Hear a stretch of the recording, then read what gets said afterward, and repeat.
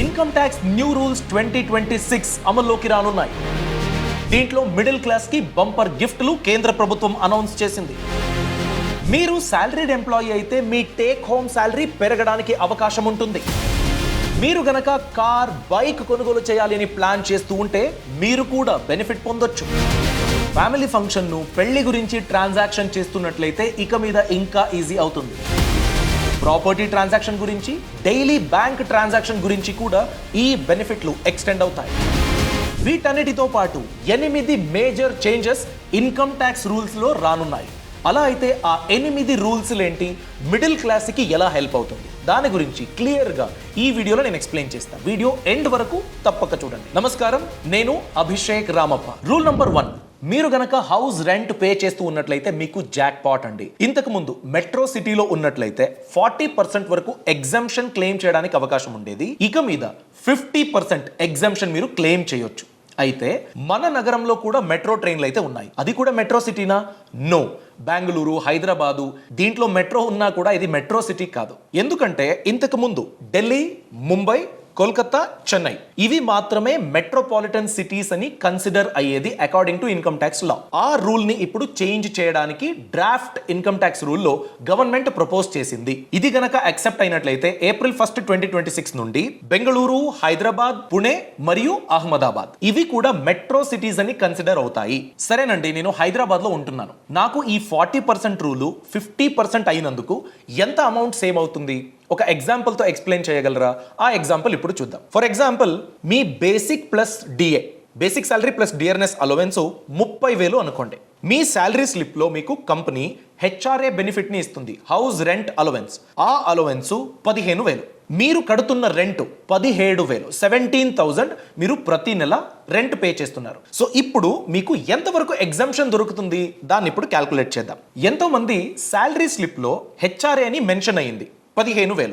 So into 12 అది మాత్రమే నాకు ఎగ్జంప్షన్ దొరుకుతుంది అనుకుంటారు. 15,000 ఇంటూ 12 అని లెక్కించినట్లయితే 1,80,000 అవుతుంది. నేను కట్టే రెంట్కి 1,80,000 వరకు నాకు ట్యాక్స్ ఎగ్జంప్షన్ దొరుకుతుంది అనుకుంటారు. అది రాంగ్. హెచ్ఆర్ఏ బెనిఫిట్ క్యాల్కులేట్ చేయడానికి 3 కేసెస్ ఉంది. కేస్ నంబర్ 1, హెచ్ఆర్ఏ ఎంత? నేను చెప్పాను 15,000 ప్రతి నెల నాకు హెచ్ఆర్ఏ కంపెనీ మెన్షన్ చేసి ఇస్తుంది. 15,000 ఇంటూ 12 1,80,000 అయింది. ఇది కేస్ 1. కేస్ 2 ఏంటంటే 50% ఆఫ్ బేసిక్ శాలరీ. కొత్త రూల్ ప్రకారం మనం చూసుకున్నట్లయితే మీ basic salary plus DRS allowance ఎంత ఉందో టోటల్ 12 మంత్స్ కి మనం లెక్కించి దాంట్లో 50%. సో మనం తీసుకున్న ఎగ్జాంపుల్లో basic salary 30,000 basic plus DA into 12.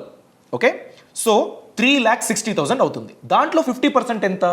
3,60,000లో 50% అంటే 1,80,000. కేస్ 2 కూడా 1,80,000. ఇప్పుడు కేస్ నంబర్ 3 అండి, rent minus 10% of basic salary. Rent ఎంత కడుతున్నాము? 17,000 ప్రతి నెల. 17 ఇంటూ 12 2,04,000 అయ్యింది. Minus 10% of salary. ఎంత శాలరీ ఓవరాల్ ఇయర్ కి మనం లెక్కించినట్లయితే 3,60,000. బేసిక్ శాలరీ 30,000 కదా, 30 ఇంటూ 12 అనుకున్నట్లయితే 3,60,000. దాంట్లో 10% అంటే 36,000. So 2,04,000 minus 36,000 is equal to 1,68,000 అయ్యింది. కేస్ 1 1,80,000. కేస్ 2లో మనకు వచ్చింది ఎంత? 1,80,000. ఇప్పుడు కూడా కేస్ 3లో మనకు వచ్చింది 1,68,000. ఈ మూడిట్లో ఏదైతే తక్కువ ఉంటుందో దాన్ని హెచ్ఆర్ఏ ఎగ్జంప్షన్ అని కన్సిడర్ చేస్తారు. సో 50% ట్యాక్స్ ల్యాబ్ ఉన్నందుకు మనకు ఇప్పుడు కన్సిడర్ అవుతున్నది 1,68,000. అదే మనం 40% ఉందనుకోండి ఇంతకు ముందు, ఆ 40% కి లెక్కించినట్లయితే కేస్ 2లో మాత్రమే క్యాల్కులేషన్ వేరీ అవుతుంది. అబ్జర్వ్ చేయండి. 40% into total basic salary 30,000 salary into 12 3,60,000 into 40% అంటే ఎంత? 1,44,000 అవుతుంది. ఇప్పుడు 40% ఎగ్జంప్షన్ ఉన్నప్పుడు కేస్ 1, కేస్ 2, కేస్ 3 ఎంత? కేస్ 1 1,80,000, కేస్ 2 1,44,000, కేస్ 3 1,68,000 ఉందా? 50%లో కేస్ 1 1,80,000, కేస్ 2 1,80,000, కేస్ 3 1,68,000. 40% ఎగ్జంప్షన్ లో తక్కువ అంటే ఎంత? 1,44,000. 50% ఎగ్జంప్షన్ లో తక్కువ అంటే ఎంత? 1,68,000. మీకు సేవ్ అయ్యింది ఎంత? 24,000 రూపాయలు. ఇలా ఎవరైతే ఇంటి రెంట్ని కడుతున్నారో వాళ్ళకి ఈ 50% ఎగ్జంప్షన్ లిమిట్ అనేది వచ్చింది కాబట్టి టేక్ హోమ్ శాలరీ 24,000 రూపాయలు సేవ్ అవుతుంది. మీకు ఒక హ్యాక్ చెప్తానండి. మీకు ఎంతైతే హెచ్ఆర్ఏ వస్తువు ఉందో దానికన్నా ఎక్కువ మీరు రెంట్ పే చేస్తున్నట్లయితే మీకు ఎక్కువ డబ్బు ఆదా అవుతుంది. ఇప్పుడు నేను చెప్పాను కదా 3 కేసెస్, అలా మీరు కూడా క్యాల్కులేట్ చేసి చూడండి. ఐటీ ప్రొఫెషనల్స్ ఉన్నారు కదా, వాళ్ళకి ఈ రూల్ ద్వారా ఎక్కువ డబ్బు ఆదా అవుతుంది. రూల్ నంబర్ 2, బ్యాంకింగ్ చాలా సింప్లిఫై అయింది. ఇంతకు ముందు ఒకవేళ మీరు మీ అకౌంట్ కి 50,000 కన్నా ఎక్కువ డిపాజిట్ చేయాలనుకోండి, అలాంటప్పుడు మీరు పాన్ డీటెయిల్స్ ఖచ్చితంగా ఇవ్వాల్సిందే. పాన్ డీటెయిల్స్ ఇవ్వకుండా మీ ట్రాన్సాక్షన్ అయ్యేది కాదు. ఆ రూల్ ని పక్కన పెట్టేసింది. వేరే రూల్ ని ప్రపోజ్ చేసింది గవర్నమెంట్. ఆ రూల్ ఏంటంటే ఇక మీద మీరు 50,000 కన్నా ఎక్కువ ట్రాన్సాక్షన్ చేసినా కూడా పాన్ డీటెయిల్స్ ని అడగరు. బట్ ఒక సంవత్సరానికి క్యుములేటివ్లీ ఒక లిమిట్ ఉంటుంది. క్యుములేటివ్లీ అంటే ఏంటి? మొత్తం సంవత్సరంలో మీ అకౌంట్ కి 10 లక్షల రూపాయల కన్నా ఎక్కువ మీరు ట్రాన్సాక్షన్ చేశారనుకోండి, అలాంటప్పుడు పాన్ డీటెయిల్స్ అడుగుతారు.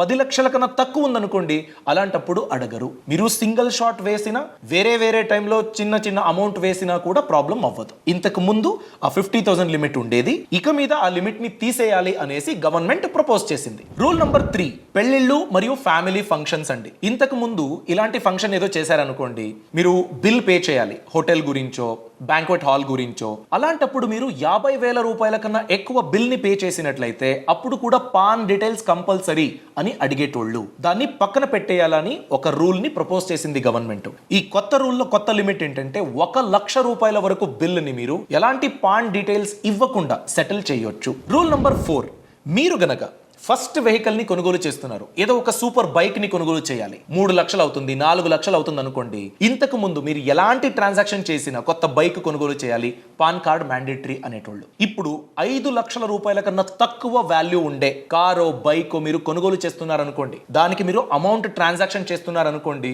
పాన్ డీటెయిల్స్ ఇవ్వాల్సిన అవసరం లేదు. 5 లక్షల రూపాయల కన్నా తక్కువ. 5 లక్షల రూపాయల కన్నా తక్కువ అంటే బైక్ ఉంటుంది, కార్ ఆ అమౌంట్ కి ఎక్కడ దొరుకుతుంది అని మీరు అడగొచ్చు. ఇప్పుడు మీరు యూజ్డ్ కార్ కొనుగోలు చేస్తున్నానన్నా కూడా అలాంటప్పుడు 5 లక్షల రూపాయల కన్నా తక్కువ ట్రాన్సాక్షన్ చేసినట్లయితే పాన్ డీటెయిల్స్ ఇవ్వాల్సిన మ్యాండేటరీ రూల్ ఇక మీద ఉండదు అని గవర్నమెంట్ ప్రపోజ్ చేసింది. రూల్ నంబర్ 5, ఇది ప్రాపర్టీ ట్రాన్సాక్షన్ గురించి. మీరు ఒక ప్రాపర్టీని కొనుగోలు చేస్తున్నారు, ఒక ఫ్లాటో ఒక స్థలమో మీరు కొనుగోలు చేస్తున్నారు, లేదు మీ ఫ్యామిలీ మెంబర్ కి గిఫ్ట్ చేస్తున్నారు అనుకోండి. ఇంతకు ముందు 10 లక్షల రూపాయల లిమిట్ ఉండేది. 10 లక్షల రూపాయల వాల్యూ దాటిందనుకోండి రేటు, అలాంటప్పుడు మీరు పాన్ డీటెయిల్స్ ఖచ్చితంగా ఇవ్వాల్సిందే. ఆ లిమిట్ ని డబుల్ చేయడానికి కేంద్ర ప్రభుత్వం ప్రపోజ్ చేసింది. 20 లక్షల రూపాయల వరకు మీరు పాన్ డీటెయిల్స్ ఇవ్వాల్సిన అవసరం లేదు.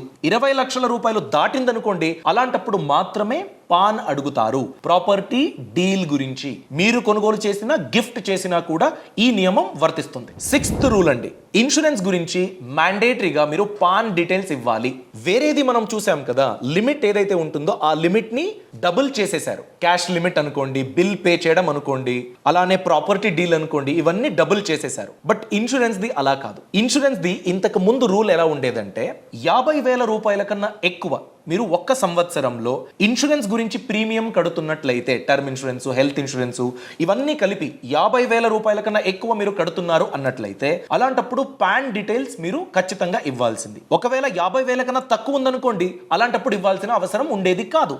బట్ ఇక మీద మీరు 5,000 కట్టినా, 10,000 కట్టినా, 20,000 కట్టినా కూడా మీరు పాన్ డీటెయిల్స్ ఖచ్చితంగా ఇవ్వాల్సిందే. మీరు ఇన్సూరెన్స్ కడుతున్నారనుకోండి, పాన్ డీటెయిల్స్ ఇవ్వాల్సిందే. ఈ రూలు మీకు చాలా బెనిఫిషియల్ అండి, ఎందుకంటే పాన్ మరియు ఆధార్ లింక్ అయి ఉంటుంది. ఇప్పుడు ఇన్సూరెన్స్ కి కూడా పాన్ కార్డ్ లింక్ అయి ఉంటుంది. అలాంటప్పుడు నేను ఇన్సూరెన్స్ తీసుకున్నాను, నేను నా ఫ్యామిలీతో చెప్పలేదు అనుకోండి, ఏదైనా ప్రాబ్లం అయినా కూడా వాళ్ళంతటికి వాళ్లే అడగకుండా వాళ్ళకి ఆ బెనిఫిట్ దొరుకుతుంది. ట్రాకింగ్ చాలా ఈజీ అవుతుంది. అంటే ఫ్యామిలీకి చెప్పలేదు, నామినీ డీటెయిల్స్ అప్డేట్ చేయలేదు, కేవైసీ ఇవ్వలేదు కరెక్ట్ గా, ఇలాంటి ప్రాబ్లమ్స్ తో ఆ ఫ్యామిలీకి బెనిఫిట్ దక్కలేదు. బట్ ఇప్పుడు మీరు 500 రూపాయలు కట్టిన ఇన్సూరెన్స్ గురించి పాన్ కార్డుతో లింక్ అయి ఉంటుంది. ట్రాకింగ్ ఈజీ, మీ ఫ్యామిలీకి ఆ బెనిఫిట్ ఖచ్చితంగా దొరుకుతుంది. రూల్ నంబర్ 7, పర్క్విజిట్ అని కంపెనీ నుంచి మీకు శాలరీ కాకుండా ఎక్కువ బెనిఫిట్లు దొరికేది కదా, దానిపైన మీరు పొందే ట్యాక్స్ ఎగ్జంప్షన్ అనేది ఇంతకు ముందు చాలా చిన్న అమౌంట్ ఉండేది. ఇప్పుడు ఆ అమౌంట్ ని ఇంకా పెరిగించారు. ఫర్ ఎగ్జాంపుల్, మీరు ఒక కంపెనీలో శాలరీకి పని చేస్తున్నారు. శాలరీ వస్తుంది, ఇన్కమ్. మీ కంపెనీ వాళ్ళు మీకు తిరగడానికి ఆఫీస్ యూజ్, పర్సనల్ యూజ్కి కలిపి ఒక కార్ని ఇస్తుంది. ఆ కార్ ఇంజిన్ కెపాసిటీ ఎంత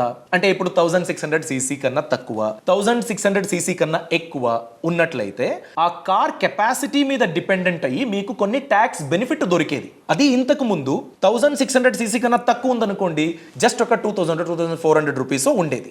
ఇప్పుడు ఆ ఎగ్జంప్షన్ లిమిట్ ని 8000 రూపాయల వరకు పెంచాలి అని గవర్నమెంట్ ప్రపోజ్ చేసింది. 1600 సీసీ కన్నా తక్కువ ఉన్నట్లయితే 8000 రూపాయలు, 1600 సీసీ కన్నా ఎక్కువ ఇంజిన్ కెపాసిటీ ఉన్న కార్ ని కంపెనీ మీకు ఇచ్చినట్లయితే అలాంటప్పుడు 10,000 రూపాయల వరకు ప్రతి నెల మీరు ఎగ్జంప్షన్ పొందడానికి అవకాశం ఉంటుంది. ఫార్మ్ 16 మీరు డౌన్లోడ్ చేసినట్లయితే మీకు శాలరీ ఎంత, దానికి ఒక సెక్షన్ 71, పర్క్విజిట్స్ ఎంత, సెక్షన్ 71C, 71D ఇలా ఉంటుంది. అక్కడ మీకు ఫార్మ్ 16 లో మెన్షన్ చేసి ఉంటుంది. అమెజాన్ వౌచర్ అండి, ఫ్రీ మీల్స్, ఒకవేళ ఇంట్రెస్ట్ లేకుండా కంపెనీ మీకు లోన్ ఇచ్చింది, రెంట్ తీసుకోకుండా మీకు ఉండడానికి ఒక ఇంటినిచ్చింది మీ కంపెనీ, శాలరీ కాకుండా, ఇలాంటి బెనిఫిట్లకు కొన్ని ట్యాక్స్ ఎగ్జంప్షన్స్ ఉండేది. అది చాలా తక్కువ ఉండేది, ఇక మీద ఎక్కువ ఉంటుంది. ఈ పర్క్విజిట్స్ అన్నది మీకు ఎగ్జంప్షన్ కి చాలా హెల్ప్ అవుతుంది ఇక మీద.